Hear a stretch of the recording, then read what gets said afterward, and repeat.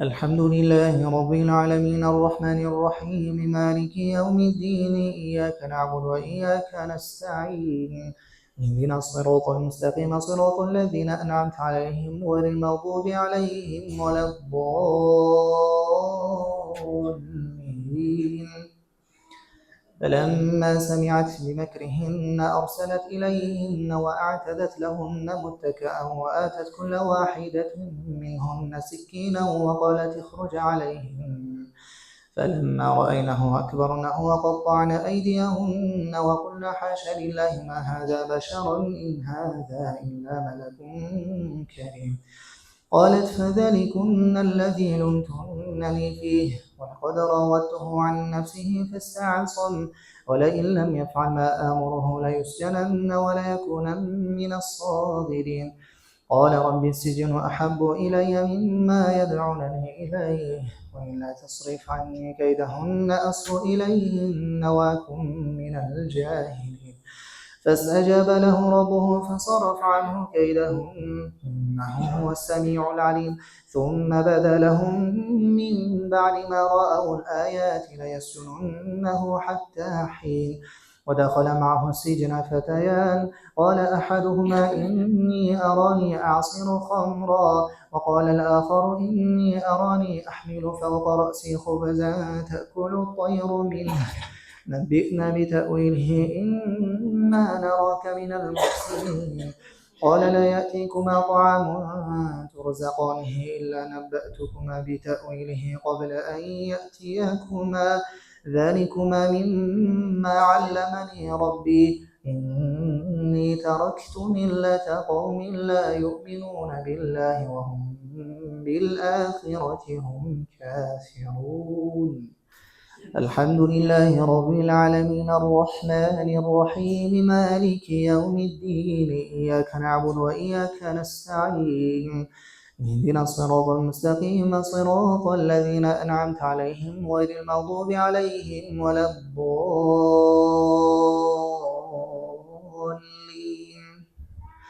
واتبعت ملة آبائي إبراهيم وإسحاق ويعقوب ما كان لنا أن نشرك بالله من شيء ذلك من فضل الله علينا وعلى الناس ولكن أكثر الناس لا يشكرون يا صاحبي السجن أأرباب متفرقون خير أم الله الواحد القهار ما تعبدون من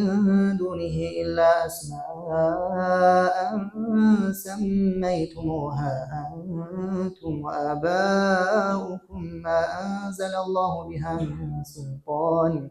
إن الحكم إلا لله أمر ألا تعبدوا إلا إياه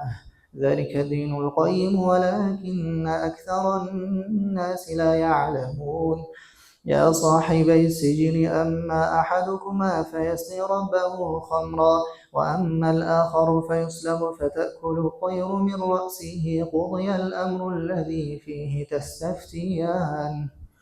وقال للذي ظن أنه ناج منهما اذكرني عند ربك فأنساه الشيطان ذكر ربه فلبث في السجن بضع سنين وقال الملك إني أرى 7 بقرات سمان يأكلهن 7 عجاف و7 سنبلات خضر وأخر يابسات يا أيها الملأ أفتوني في رؤياي إن كنتم للرؤيا تعبرون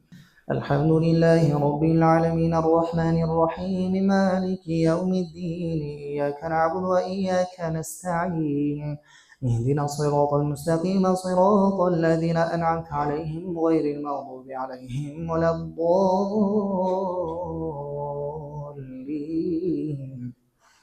قالوا أضغاث أحلام وما نحن بتأويل الأحلام بعالمين وقال الذي نجا منهما وادكر بعد أمة أنا أنبئكم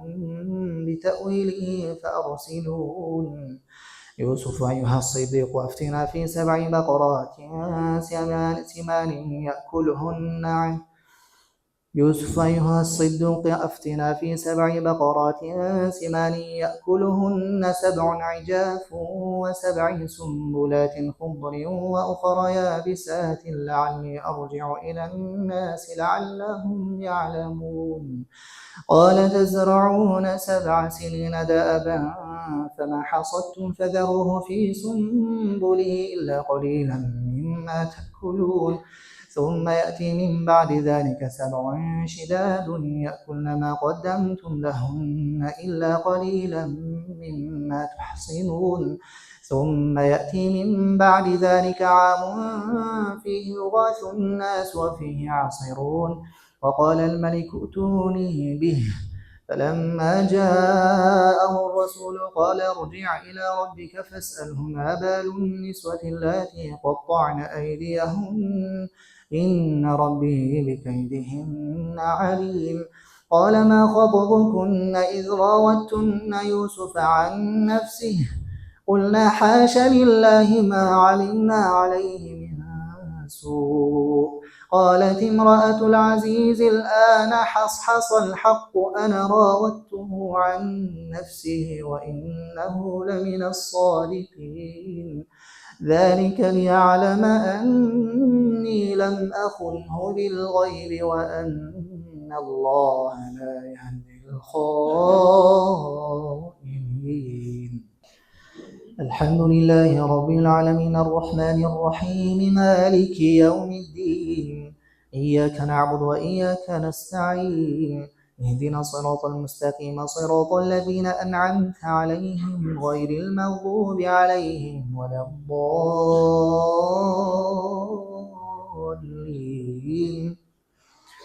وما أبرئ نفسي إن النفس لأمارة بالسوء إلا ما رحم ربي إن ربي غفور رحيم وقال الملك ائتوني به أستخلصه لنفسي فلما كلمه قال إنك اليوم لدينا مكين أمين قال اجعلني على خزائن الأرض إني حفيظ عليم وكذلك مكنا ليوسف في الأرض يتبوأ منها حيث يشاء نصيب برحمتنا من نشاء ولا نضيع أجر المحسنين ولأجر الآخرة خير للذين آمنوا وكانوا يتقون وجاء إخوة يوسف فدخلوا عليه فعرفهم وهم له منكرون ولما جهزهم بجهازهم قال ائتوني بأخ لكم